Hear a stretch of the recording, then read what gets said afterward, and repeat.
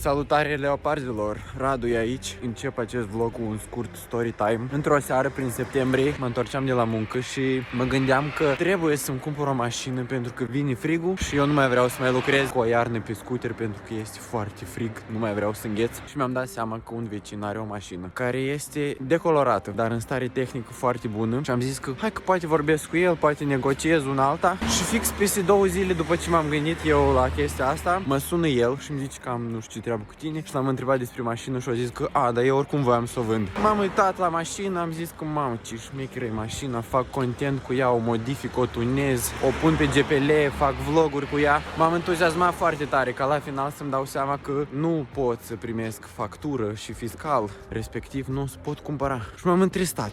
Dar este o regulă, că dacă ceva nu funcționează, un pic mai încolo să funcționeze mult mai bine. Respectiv, peste ceva timp mi-am dat seama că o să-mi pot cumpăra altă mașină la care nu m-am așteptat, dar cu care o să pot face content, o să o pot tunez și o să pot să-mi bucur sufletul cu mașina asta. Deci mașina care voiam eu să o cumpăr, stai să vă arăt. Asta este mașina care voiam să o cumpăr. Acum mă uit la mașina mea care deja am cumpărat-o și în cadrul următor o să vedeți cum eu am cumpărat acea mașină, nu m-am așteptat. Mi-aduce bucurie maximă acea mașină. Abonați-vă și ne vedem în cadrul următor. Este 6 dimineața. De obicei la ora asta dorm, dar ca să-mi îndeplinesc visul copilăriei m-am trezit. Am venit la Marinescu ca să mergem în Târgu Neamț. Să vedem dacă putem lua o mașină. Adică sperăm să fie bună. Sper din tot sufletul să fie bună. Să mergem, să verificăm și să venim cu ea înapoi. Sper foarte mult. Nu întârzi Marinescu. De fiecare dată când trebuie să plecăm undeva, el întârzie. Deci, el s-a corectat. Ieri l-am certat pentru chestia asta. Și este la mașină. Deja este la mașină. Deci nu întârziat. Să vedem ce face.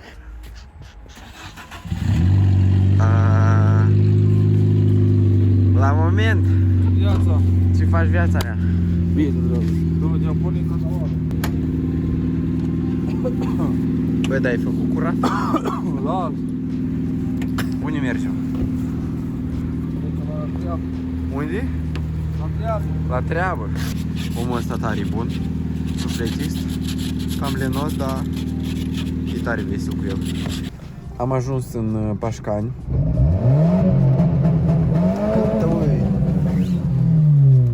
Gata. Tot funcționează. Deci am ajuns în Pașcani, la Lidl, să cumpărăm ceva de mâncare. Drumul frumos, o leac de ceață, fericire multă, mi somn, ăsta deja hălește. Ia zi, ce mănânci tu acolo?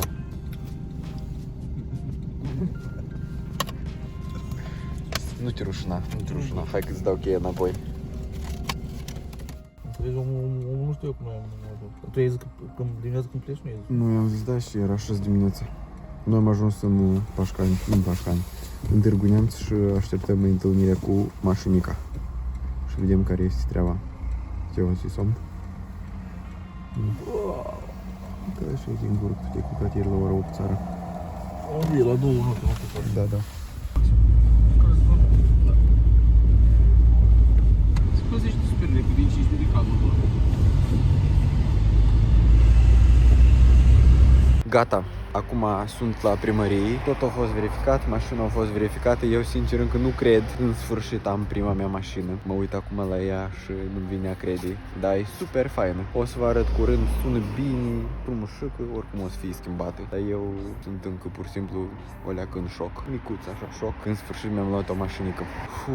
Cred că o să trebuiască să mă calmez puțin și abia apoi să vă arăt și să zic care este, cum este, de ce exact pe ea am luat-o și așa mai departe. Dar mă bucur că în sfârșit mi-a reușit, am așteptat chestia asta 2 luni pentru că până am căutat, până am găsit, până nu știu ce, o durat.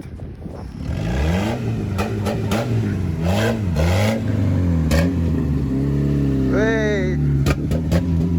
Gata, acum sunt în mașina mea, în prima mea mașină. Eu zâmbesc.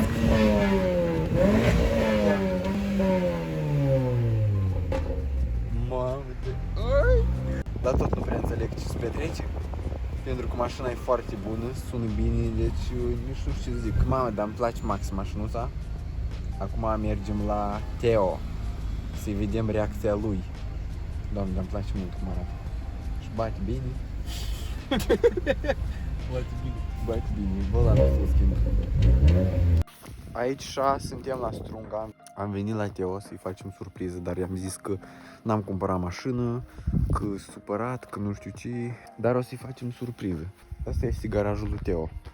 După garajul lui Teo este mașina lui Marinescu, respectiv el nu o să vadă. Eu o să mă duc acolo, Teo o să spună că eu stau plâng nu știu unde, după aia o să vedem ce reacție o să aibă. Am mers și eu nu știu câte kilometri, 50 de km cu mașina, sunt foarte bucuros, îmi place maxim cum merge. Teo, îți place mașina? Eu.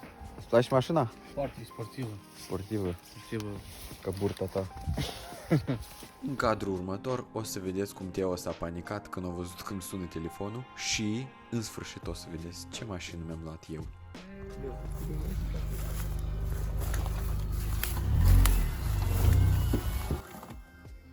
Vezi, ți sună fiscal, ți sună. Ți sună fiscal.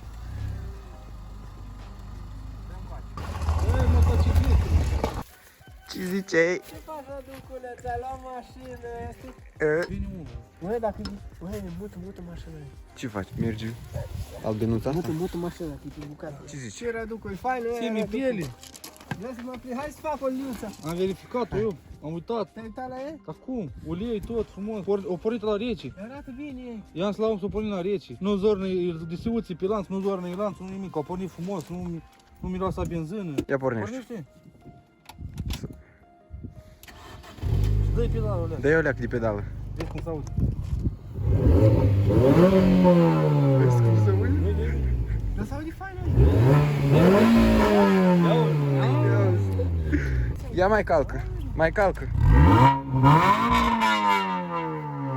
După cum ați înțeles, asta este Mini Cooper. Ia câtă buburuga mea nouă. Teo aici mă smodrește. Celălalt Teo Marinescu.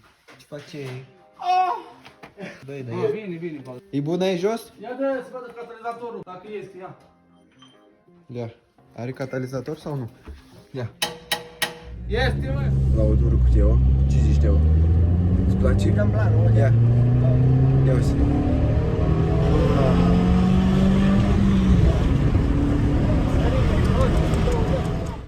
Am venit și noi aici 6 să mâncăm. Nu o beau, dar și mănânc. Cum ți-am zis?